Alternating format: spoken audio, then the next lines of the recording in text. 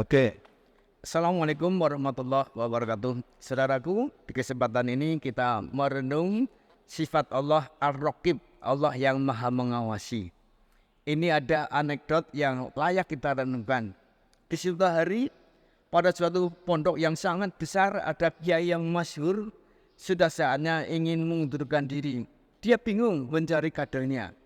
Maka dipilihlah kader-kader terbaik di pondok pesantren itu. Muncul 3 kawan A, B, C. Kemudian mereka ditimbali. Wahai anak-anakku tercinta, tolong ini jago disembelih. Tapi sembelih jangan sampai ada yang melihat. Di mana kapan kamu menyembelih. Oke. Terus berangkatlah mereka. Saya minta besok hari kalian sudah menghadap. Kemudian betul sesuai yang dijanjikan, datanglah mereka menghadap. Santri yang pertama, yang paling senior mengatakan, Alhamdulillah Romo Kiai, saya sudah sukses menyembelih jago. Di mana kamu menyembelih? Saya menyembelih di gua yang jauh dari kota. Dan gua itu sangat gelap. Berhasil, tidak ada orang yang tahu.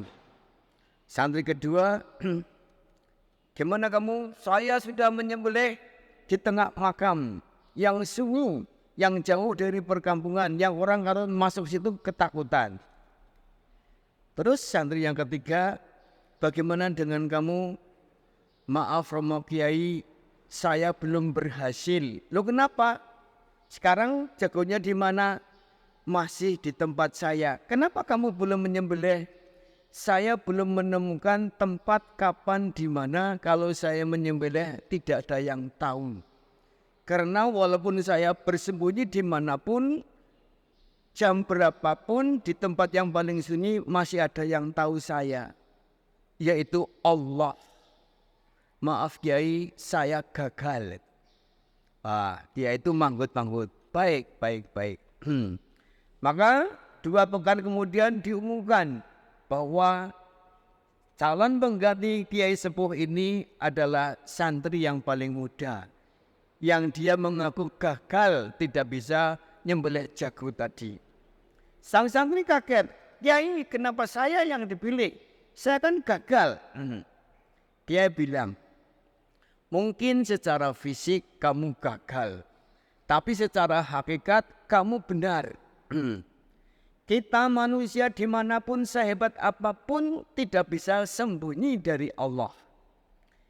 Kita sebagai orang yang beriman harus yakin, hakul yakin bahwa Allah Ar-Raqib, Allah adalah maha mengawasi.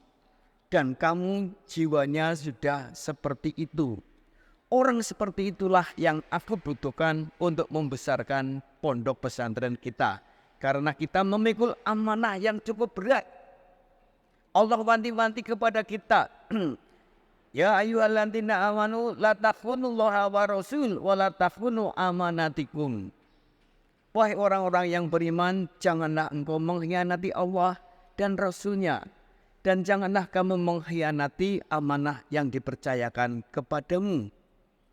Nah, kalau manusia tidak merasa diawasi oleh Allah, maka dimanapun, kapanpun berpotensi untuk mengkhianati amanah.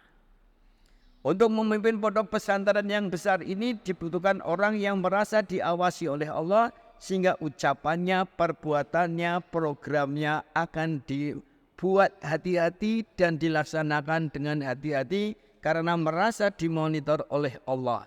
Sehingga orang yang merasa diawasi oleh Allah akan menjadi orang yang terbaik menurut Allah, akan berpegang teguh pada syariat, akan mendalami syariat itu dan akan mematuhi. Kamulah orangnya, karena tantangan ke depan yang akan mengganggu langkah-langkah kita itu banyak sekali. Yang pertama adalah setan yang terkutuk. Yang kedua adalah omong-omong, iming-iming, dan amang-amang. Ada orang yang omong-omong menawarkan berbagai kata-kata manis, membujuk akan melumpuhkan ideologi kita. Ada orang yang iming-iming akan memberikan janji pangkat, derajat, harta untuk membuat pondok kita menjadi dikebiri. Dan bahkan mungkin akan ada pihak yang akan amang-amang yang mengacam pondok kita. Nah, untuk menghadapi segala zaman yang seperti itu dibutuhkan orang yang ma'rifatullah. Oleh karenanya, mari kita membiasakan diri, memperkuat diri, mendalami syariat, memahami syariat, dan melaksanakan hakikatnya. Kita harus merasa selalu diawasi oleh Allah. Ingat, kita punya sumpah, iyyaka na'budu wa iyyaka nasta'in. Hanya padamu ya Allah aku menyembah, aku mentaati, dan hanya padamu ya Allah aku mohon pertolongan.